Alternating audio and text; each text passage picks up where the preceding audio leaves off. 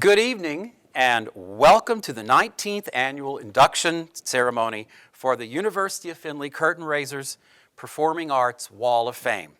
My name is Dr. Mike Anders, Emeritus Professor of Music, and due to the restrictions enforced on us by the COVID pandemic, this year's ceremony is being video recorded in front of the granite Wall of Fame plaque in the lobby of the John and Hester Palgrym Theater in the Frank J. Egner Center for the Performing Arts. We want to sincerely thank Dr. A.J. Dufresne and UFTV for producing this recording. This afternoon, our first inductee into the Curtain Raisers Performing Arts Wall of Fame will be Mr. and Mrs. Ed and Jan Sartore.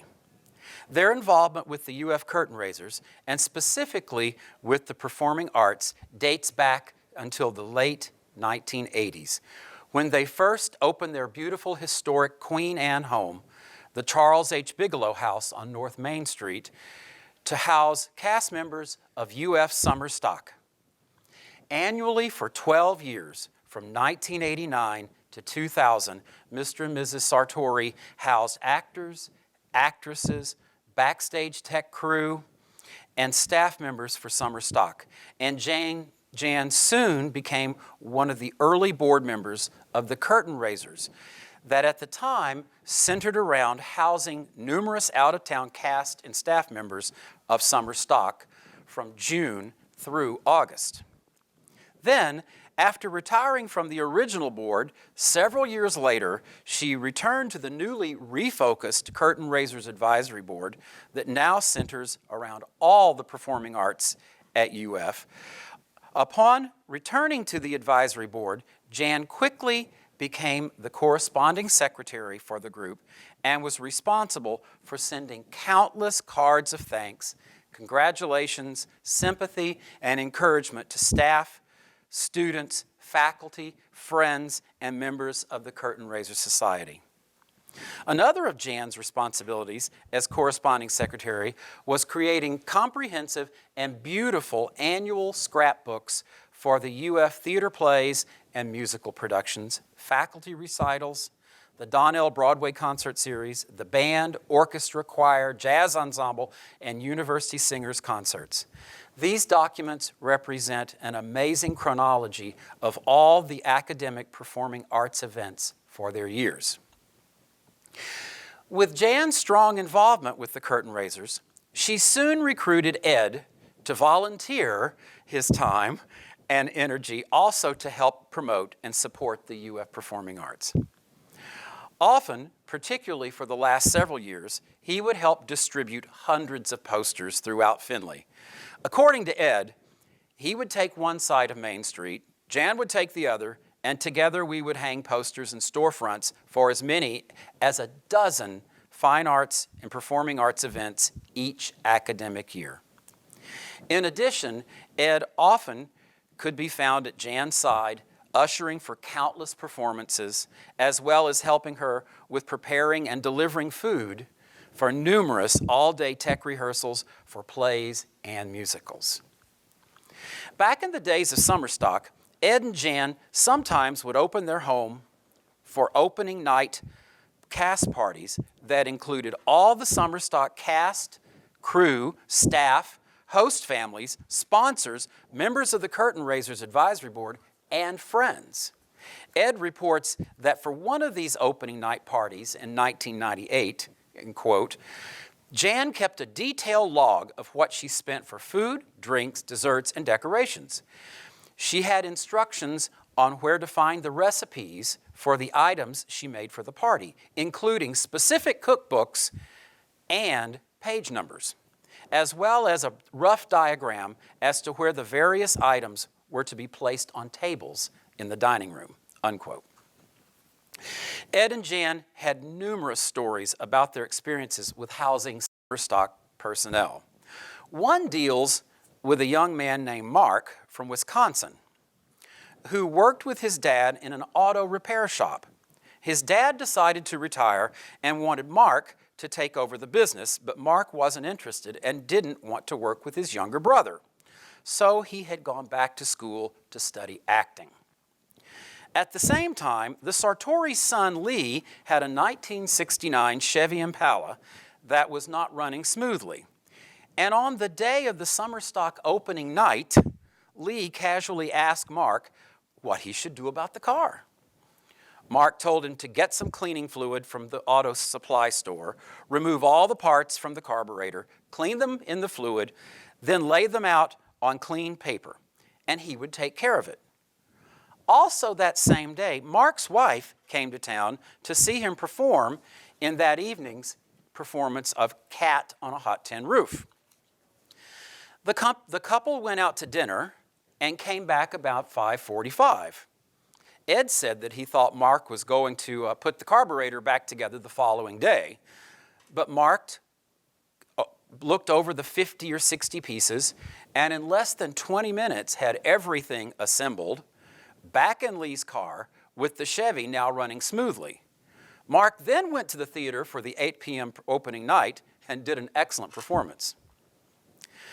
Over the past 30-plus years, the Sartores have been a pair of what I like to call, quote, silent worker bees for the University of Findlay Performing Arts.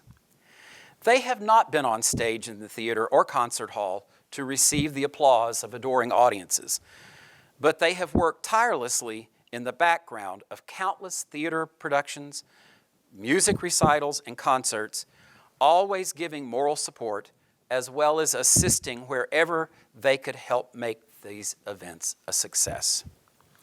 Ed and Jan have been married for 51 years.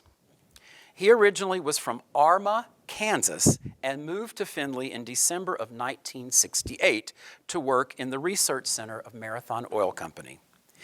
At that time, Ed's boss told him that he had to have a date for the upcoming Marathon Christmas party. And the boss arranged a coffee bar meeting for Ed to meet Jan, who was a Findlay native. And they have been together ever since. They have 2 children. Their son Lee and his wife Krista live in Franklin, Tennessee, and have 1 daughter, Abby, who will be a first-year college student next fall. Their daughter, Connie, who is an excellent cellist, is married to Kim So, and they reside in Grandview, Missouri, with their 2 daughters, Mary, who is 14, and Lily, 7. Sadly, Ed and Jan cannot be here this afternoon, but it gives me great pleasure to induct Mr. and Mrs. Ed and Jan Sartore into the University of Findlay Curtain Raisers Performing Arts Wall of Fame.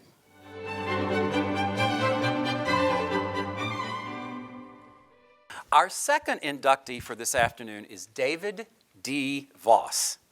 It has been my distinct personal pleasure to have known and worked with Dave for the past 40 years. And he is one of the finest trombone players I've ever known. Dave grew up in Ashland, Ohio, and met his wife Sharon while in high school.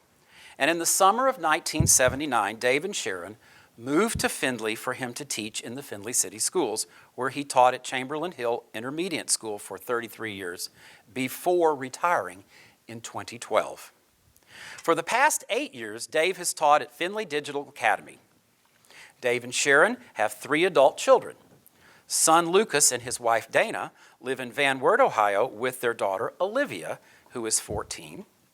Daughter Anna and her husband Lucas Hisson live in Westerville, Ohio, with their 3 children, Andrew, 15, Nathan, 12, and Joshua, 10.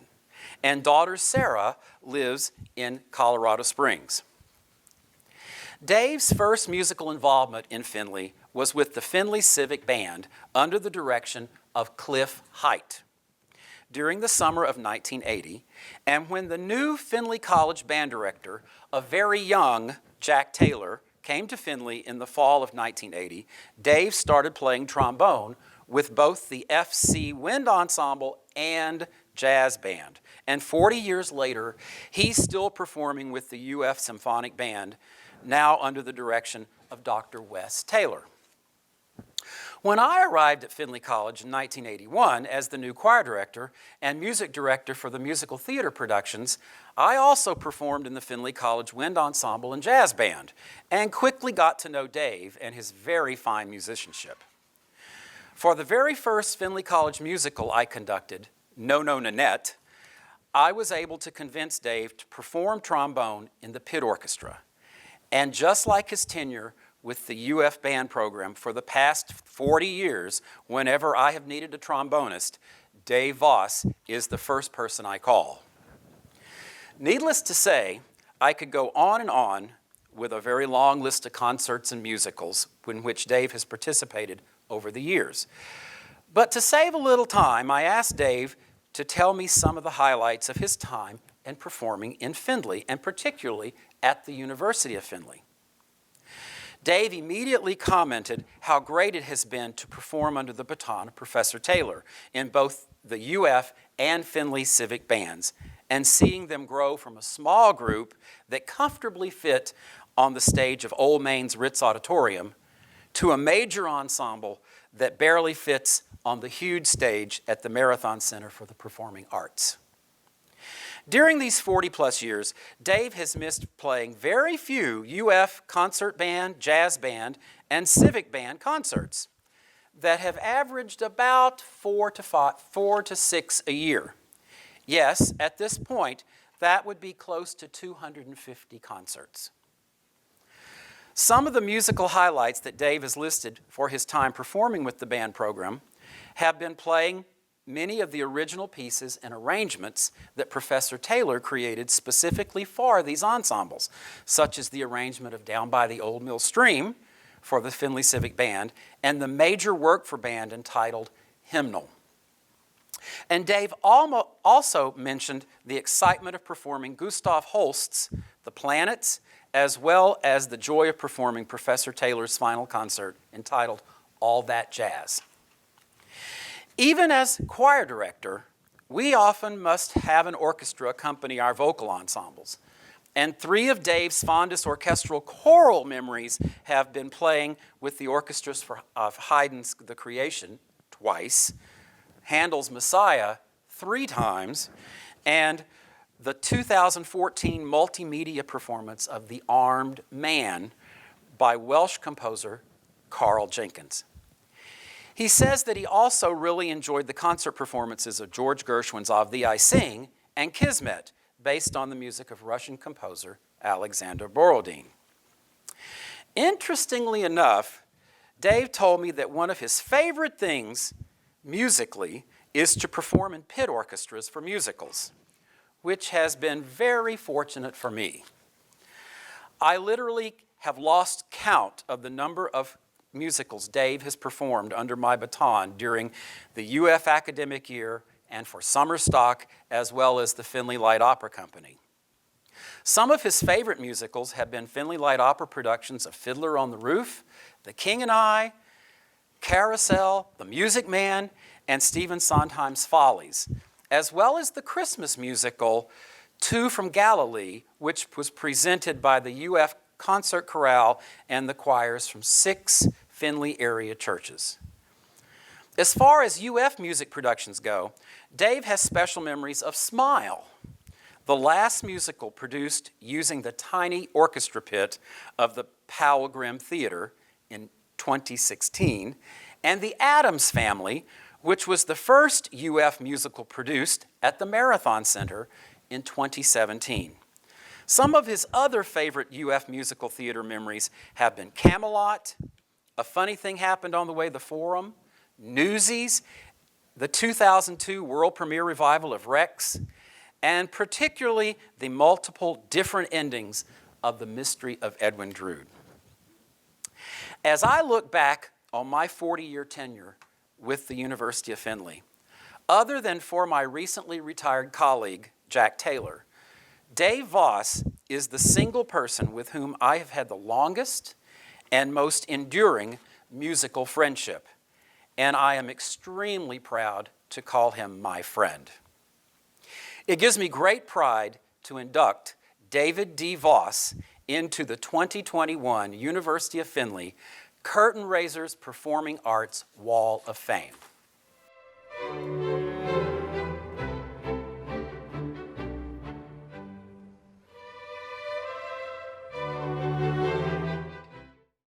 Well, I want to thank the Curtain Raisers for this great honor. Very, very unexpected. I know when I got the email from Mike talking about this nomination, I had to read it and reread it and reread it.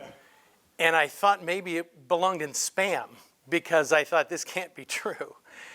But when I did realize it was true, I shared it with my wife, Sharon, and still couldn't believe it. So it's quite an honor. But I'll tell you, it's more a tribute to Mike Anders and Jack Taylor than it is to me. Those 40 years, it's a tribute to Mike and Jack. All I did was show up. All I did was show up. And let me tell you why it's a tribute to Mike and Jack. I'm going to talk about another great conductor. That's my dad. And my dad was a band director. And as a little kid, I followed my dad everywhere. I went to his football games on the band bus. I went to the basketball games and watched him with a pep band. I went to all his parades. I sat with him. I saw how he was with the kids. He loved his kids. They worked hard for him. They celebrated together. And that's what I see with Mike and Jack. My dad's earliest class, a matter of fact, the girl's name was Paula Saltzman. She had a banner put up in the back of the band room. And that banner said, "We have learned the joy of making music together." And that's how I can bring this back to Jack and Mike.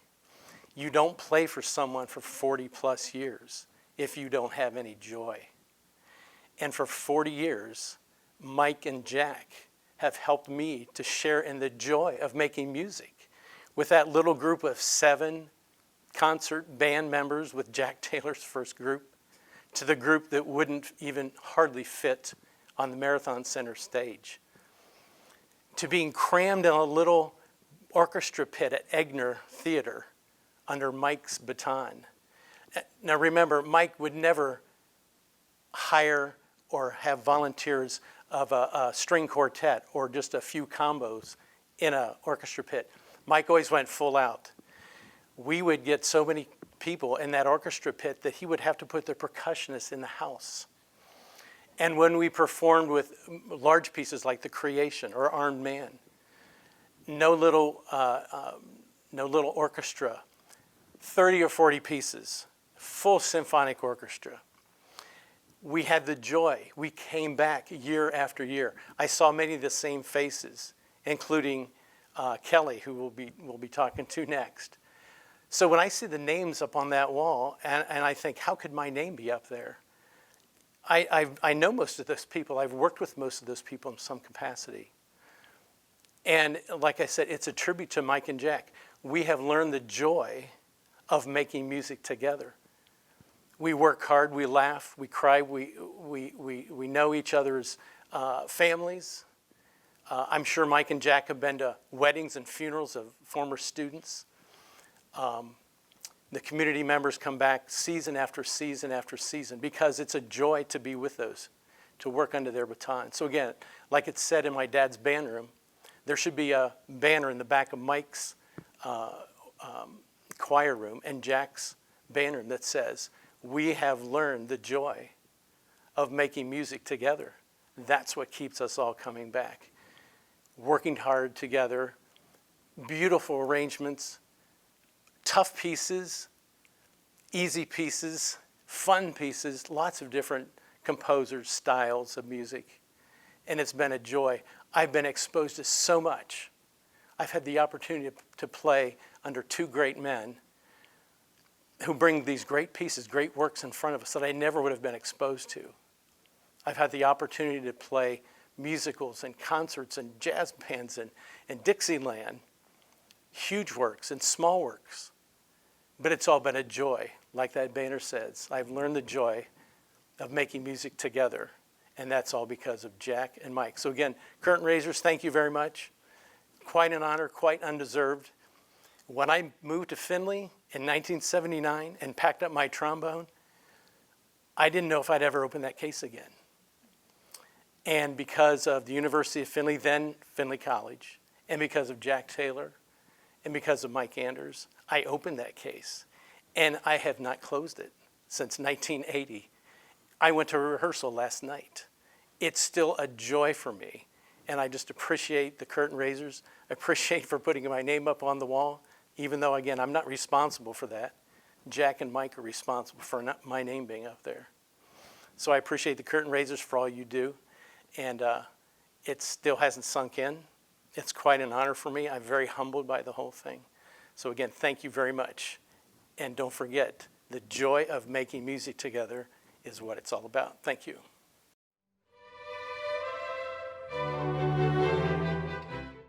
This afternoon's final inductee into the UF Performing Arts Wall of Fame is Kelly Lewis Depinet. Young Kelly Kaufman grew up in Tiffin, Ohio, where she started dating her first husband, Clay Lewis, in high school. Following graduation from Bowling Green State University with a music degree in saxophone, Kelly taught general music for 1 year in Cincinnati, Ohio. She then served as grades 8 through 12 band director at Lakota High School for 2 years before moving to Albany, Georgia with Clay, who worked as an engineer for Cooper Tire and Rubber. In 1998, after 5.5 years in Georgia, where their 2 children, Kevin and Jenna, were born, Cooper transferred the Lewis family back to Northwest Ohio. And it was at that time that I learned about Kelly's strong musicianship through my wife, Denise, who had known both Clay and Kelly through mutual friends in high school. It's a small world. Further, I learned that in addition to being an excellent saxophonist, Kelly was extremely accomplished at piano and enjoyed accompanying. It was about the same time that the UF vocal music program had grown to the point that we were in need of someone on a regular basis to accompany the numerous voice students. And in 2000, we first hired Kelly to accompany all the applied voice students on their recitals and for end-of-semester juries. Then the following year, UF band director Jack Taylor secured Kelly to accompany all the applied instrumental students for their recitals, which pretty much doubled Kelly's workload. One of the things that always has impressed me about Kelly is her ability to be completely unflappable when accompanying any performer. I've seen her jump pages for singers who have skipped verses, helped lead singers whose memory has failed them back into their song, and then turn back and forwards multiple pages of piano accompaniments for those performers who got lost in their music and suddenly repeated or just skipped large sections of music. And on a personal note, Kelly also accompanied my last 2 solo voice recitals, which tried her patience more than anyone could ever imagine. In addition to accompanying the recitals for our students, several times Kelly served as the rehearsal accompanist for the UF musical theater productions. And then, for many of the performances, would switch instruments to play saxophone and clarinet in the pit orchestras. Her musical versatility is amazing. Kelly even played piano and sang alto in the backup country band for the 2011 production of The Best Little Whorehouse in Texas. As I did for this afternoon's other 2 Wall of Fame inductees, I asked Kelly to share a few of her fondest musical experiences associated with UF, and the one that was her favorite is also one of my proudest moments at the university. This was an April 2012 Sunday afternoon recital entitled Music for Giving, during which all 17 members of the UF music faculty and staff performed at least one piece of music from their area of expertise. And Kelly accompanied all of them with music for singers, trumpet, flute, violin, and more, except for a jazz ensemble. It was an amazing feat that very few accompanists could have handled, not to mention dealing with all the different personalities and egos of these professional musicians. In Kelly's typical, unassuming words, quote, "It was such a satisfying experience as a musician," unquote. A few years prior to this recital, Kelly's husband Clay had been diagnosed with ALS, also known as Lou Gehrig's disease. Even as Clay's health failed, Kelly continued accompanying for all the UF music students and some of the UF musicals, and she never missed a beat. Again, I know of no one else that could have managed to juggle all of her home responsibilities and still keep up with all the music making she did at UF during this trying time. Sadly, that dreadful disease took Clay from us in September of 2013, and thankfully, by doing some juggling of responsibilities and adding a few new ones, UF was able to hire Kelly as a full-time staff accompanist and music librarian in the fall of 2014. Those were the last few years of before my retirement from UF, and there were so many things on Kelly's plate that it was best to use her own words. Quote, once I was full-time, I relished making further contributions to the music department, including organizing the music libraries and instrumental inventories, which was long overdue. I also like to think introducing many of the music faculty members to such things as using iPads, online scheduling, and QR codes helped drag some of them into being a little more technologically savvy. As a side note, of course, that last statement did not apply to this old man who was on his way out the door. Some of Kelly's other reminiscences about working at UF included being part of the 2002 rehearsal process and performances of Richard Rodgers' Rex. And yes, Kelly, I do still have a copy of your ingenious poem inspired by that production. One of the few times I can remember seeing Kelly truly excited was for a November 2013 weekend choral event that featured 2 choir concerts, a choral music reading session, and several other events centered around American composer-arranger Mark Hayes, whose music Kelly really enjoys. On that Saturday afternoon of that weekend, Kelly not only served as the accompanist for the choral reading session led by Maestro Hayes, but she also had to make a long solo drive each way for her daughter's soccer tournament because, and I quote, "I didn't want to miss that opportunity," unquote. In addition to accompanying for so many musical events, Kelly says, and again I'm quoting, "I enjoyed my many years of participation in band, both as an ensemble member and several times as soloist on the alto sax and piano. Besides just being enjoyable to me, it was a great vehicle for interacting more with the students I was accompanying." Several months following Clay's death, we began to hear about a new person in Kelly's life. All the while, she was parenting Kevin and Jenna through high school and college, as well as still juggling all the music responsibilities at UF.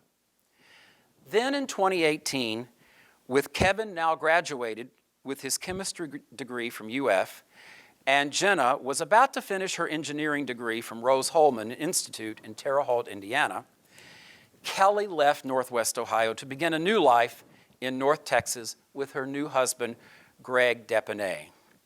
And yes, Kelly still is making music, now as a staff accompanist for the music department at Texas Women's University in Denton.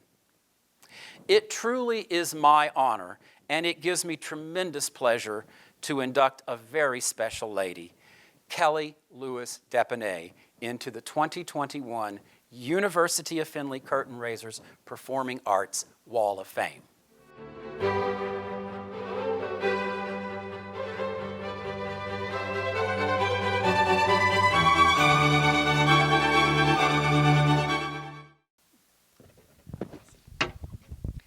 Well, some of you may remember that as a musician, Improvising is not my strong suit. I like notes on the page, so I had to bring some notes to cheat, because that's just, hopefully I won't lose my way. But of course, I want to thank the Curtain Raisers for this honor. This organization does so much for the arts here at the University of Findlay. I saw it firsthand as an employee, and so now I'm really humbled to get this honor from them on this day. I want to also thank the University of Findlay community. Mike spoke about many of my highlights here, but probably what I'm most proud of and most grateful for is my relationships that were formed here with people. Collaborating with colleagues was always a pleasure, and many of those colleagues ended up not only being great coworkers, but also really great friends, and the support they showed me while I was here and during difficult times will not be forgotten.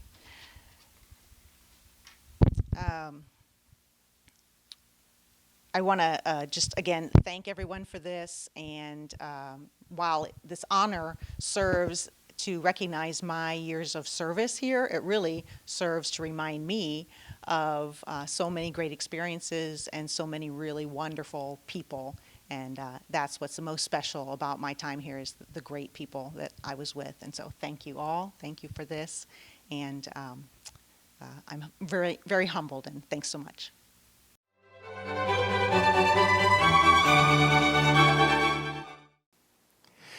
As we conclude this ceremony, please allow me to say a huge thank you to all the members of the University of Findlay Curtain Raisers Society for the Performing Arts, and especially to the members of the Curtain Raisers Advisory Board for your continued support of the University of Findlay Performing Arts programs, especially over the past year. We so look forward to returning to our normal schedule of live, in-person band, choir, orchestra, and theater performances for the 2021-2022 academic year. Thank you again, and my best to you all.